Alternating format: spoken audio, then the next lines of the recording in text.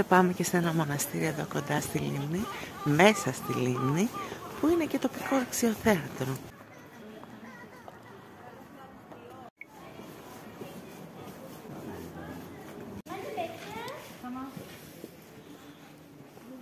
Και πιο πέρα από το μοναστήρι έχει και ένα άλλο μικρότερο πραγματάκι που μάλλον είναι για γιαγιά.